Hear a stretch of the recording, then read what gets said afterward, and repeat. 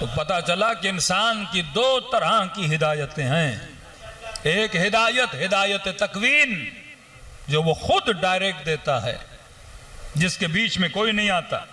शहद की मक्खी को हिदायत दी कि शहद कैसे बनाना है, आपकी किडनीज को हिदायत दी कि बॉडी के अंदर चीजों को फिल्टर कैसे करना है, आपके दिल को हिदायत दी कि उसने धड़कना कैसे है, आपके बालों को हिदायत दी कि सियाही के बाद सफेदी में कैसे बदलना है, आपके बदन को हिदायत दी कि जवानी के बाद बुढ़ापे की तरफ कैसे जाना है, आपके बदन को हिदायत दी कि कब्र में जाने के बाद इसने मकाम फना तक कैसे पहुंचना है। ये हिदायत खुदा देता है, इसमें कहीं किसी जगह पे सीखने की जरूरत नहीं है। उसने चूंटी को हिदायत दे दी कि इसने जमीन के अंदर अपने घरों को कैसे बनाना है, इसने चिड़िया को हिदायत दे दी उसने घोंसला कैसे बनाना है। कोई चिड़िया दुनिया की किसी यूनिवर्सिटी और स्कूल में नहीं पढ़ती। ये हिदायत हिदायत तकवीनी है। उसने आपको हिदायत दी है कि बदन को ग्रो कैसे कराना है, उसने आंखों को हिदायत दे दी, उसने हाथों को हिदायत दे दी। आज मैं कलाम कर रहा हूं, मेरी जबान को हिदायत दे दी है कि सांस कैसे निकलेगी, जबान अल्फाज को कैसे बनाएगी। ये सारी हिदायत हिदायत तकवीन है।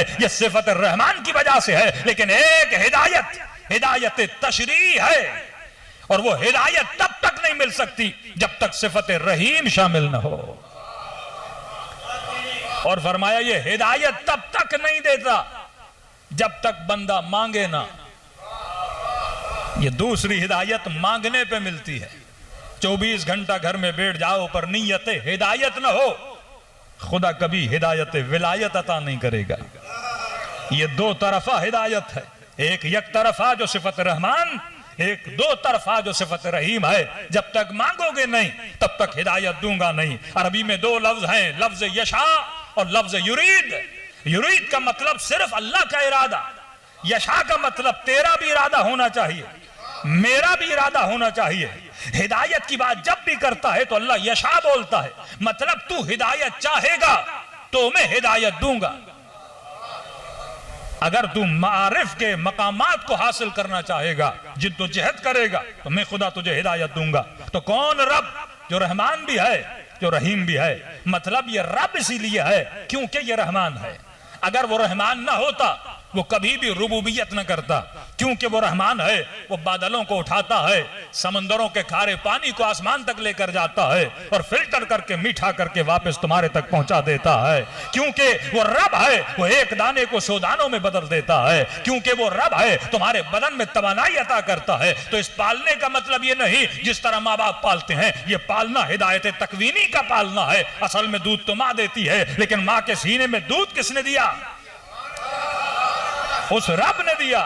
और अजीब है कि जब मां को दूध दिया, ये दूध न ज्यादा ठंडा था न गर्म था, ताकि बच्चे को तकलीफ ना हो। और जब मां को दूध दिया तो आप कहेंगे कि मौलाना बच्चा पैदा हुआ तो बच्चे को दांत क्यों नहीं दिए? क्योंकि बच्चे ने दूध पीना है ताकि मां को तकलीफ ना हो, इसे दांत नहीं दिए। मतलब जब बच्चे को दांत आ जाए, इसका मतलब अब इसे दूध छुड़वाना चाहिए। अब वो गजा दो जो दांतों के लायक हो। और ऐसे ही गजा दी जिसके अंदर सारी विटामिन पाई जाती थी, मतलब सारा बंदोबस्त कर रहा है। क्योंकि वो क्या है?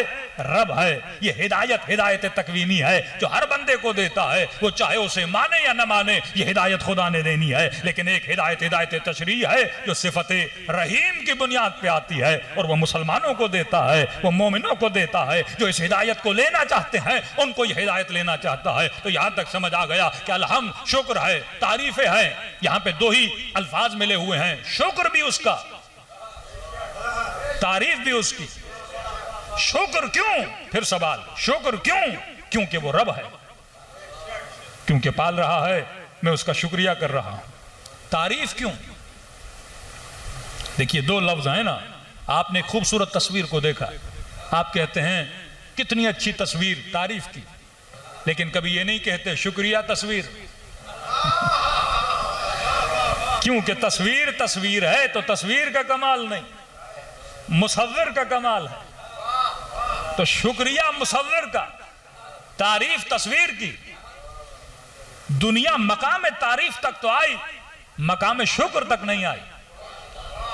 मछलियों की तारीफ, बादलों की तारीफ, दरख्तों की तारीफ, कायनात की खिलकत की तारीफ, हसीन चेहरों की तारीफ, अच्छी आवाज की तारीफ, लेकिन शुक्र किसका करोगे? आपने किसी चेहरे को देखकर कहा कि माशाअल्लाह कितने हसीन हैं, लेकिन कभी ये नहीं कहते क्योंकि आप हसीन हैं तो आपका शुक्रिया। तो वो कहेगा जनाब इस हुस्न में मेरा कमाल क्या। हाँ, लेकिन अगर कोई डॉक्टर प्लास्टिक सर्जरी कर दे तो शुक्रिया बनता है, क्योंकि उसने बिगड़ी हुई नाक को सीधा कर दिया, बिगड़े हुए चेहरे को अच्छा कर दिया, काली सी खाल को सफेद कर दिया, तो आप कहते हैं क्योंकि आपने क्रिएट किया है इस चीज को तो आपका शुक्रिया। तो मेरे चौथे इमाम फरमाते हैं अजीब है वो इंसान जो दरख्तों को देखकर दरख्त की तारीफ तो करता है पर खालिक के दरख्त की तारीफ नहीं करता। तो तारीफ उसकी की जाती है जो अच्छा दिखे, शुक्र उसका किया जाता है जिसने उसे बाकमाल बनाया है। तो अगर ये तसव्वुर ज़हन में आ जाए तो रोज जब अपनी तस्वीर को आईने में देखो तो कहा करो अल्हम्दुलिल्लाह रब्बिल आलमीन। जब चलो तो कहो अल्हम्दुलिल्लाह रब्बिल आलमीन। जब खुशबू मशाम तक आए तो कहो अल्हम्दुलिल्लाह रब्बिल आलमीन, क्योंकि सारी कायनात को कमाल देने वाली जात कौन है? अल्लाह की जात है। जब ये सुनो कि अली इब्न अबी तालिब फातिह खैबर और खंदक है तो कहा करो अल्हम्दुलिल्लाह रब्बिल आलमीन। ये यदे मुश्किल कुशाई किसी ने अता किया तो वो जात किसकी थी? अल्लाह की जात थी।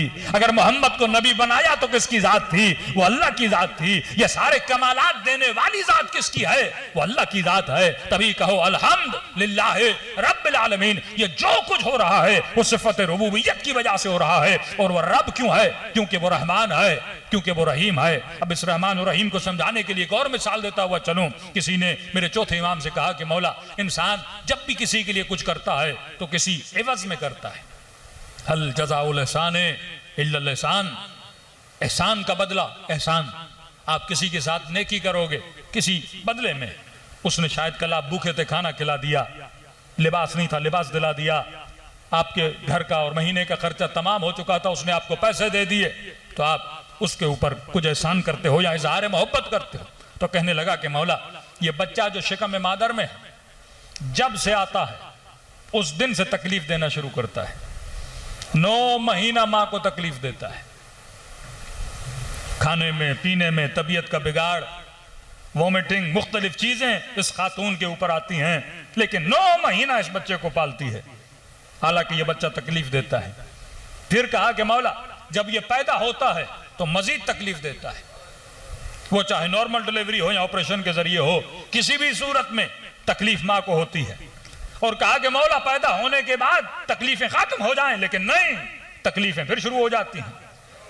ये आते ही कुछ देता नहीं, मां से लेना शुरू कर देता है।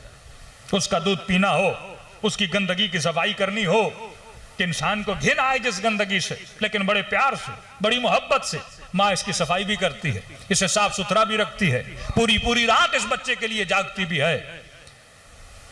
एक सवाल फिर जहन में आ गया, किसी ने कहा ना मौला इंसान पैदा होते ही बेअक्ल क्यों होता है?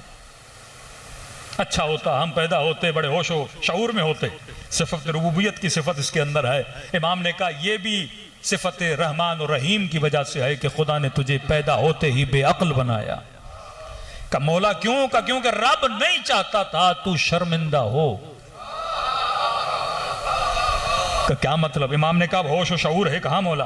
का इस उम्र में अगर तुम अपने कपड़ों को नजिस कर दो, गलाजत में पड़ जाओ, कितनी शर्मिंदगी होती है एक बूढ़े आदमी को, एक बड़े आदमी को, जब कपड़ों को गंदा कर लेता है, जब खुद को निजासत में डालता है तो अजीब एहसास शर्मिंदगी होता है। लेकिन बच्चा ना शर्मिंदा होता है न एहसास शर्मिंदगी होती है।